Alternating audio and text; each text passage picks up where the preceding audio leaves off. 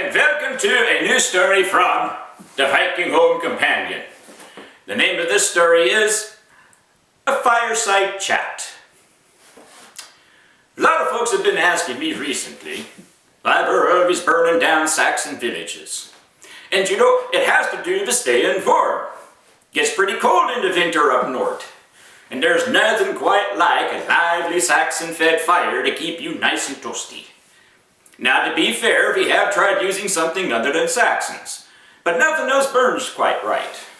You know, we tried using Celts, but the problem with Celts is you gotta burn 2 Celts for every Saxon, and the fire always seems a bit gloomy. I think it has something to do with them being so depressed all the time.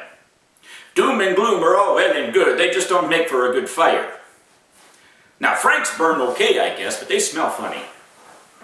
Byzantines, well, they burn great, but the import duties are a killer. Not to mention the distance you have to go to get any of them.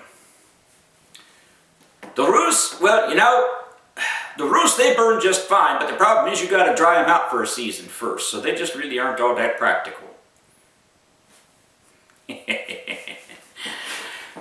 So some people have been asking me if we Vikings actually have any rules. We just seem to go hog wild all the time. But actually, we do have rules. We learned them the same way that everybody else does. The hard way. Would you all like to hear the Viking rules of raiding? Yeah, I thought you would.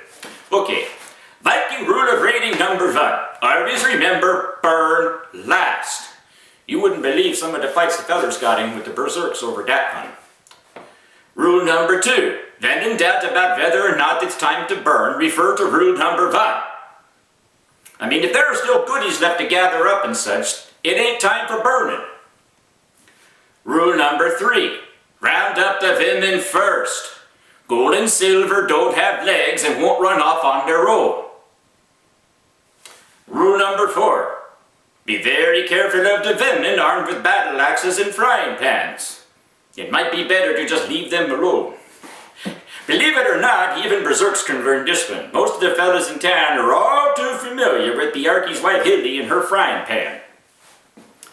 Rule number 5. Always remember to lock the berserk's axes in the sea chest before you start the trip.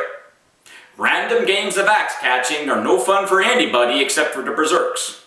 Nobody likes to do the stroke duck routine for very long. Rule number 6. Don't bother rounding up any goats. They are usually a whole lot more trouble than they are worth, especially goats belonging to red-headed women. For some strange reason, red-headed women always seem to be much better with battle axes and frying pans than the others are. You still aren't sure why. Rule number 7. Always remember, burn last. Berserks have short attention spans, so you got to remind them of this one. Rule number 8. Always have something for the berserkers to do. There are very few things in all the 9 worlds that are as dangerous as bored berserks.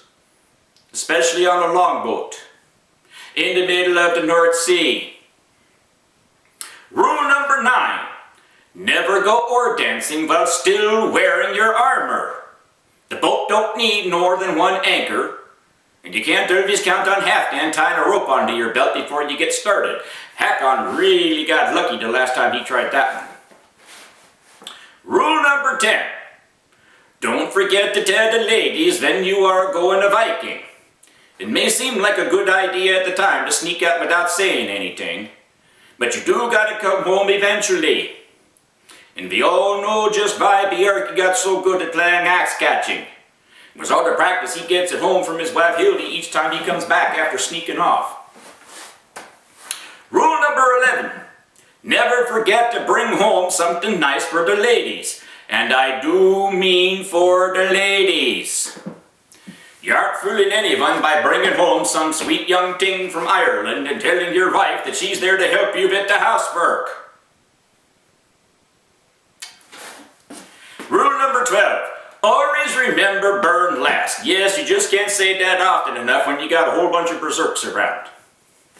Now, I'm sure that other folks have some of their own rules to live by too, but these are the ones that we try to live by and use to try and stay out of too much trouble. Yeah, sure, you betcha.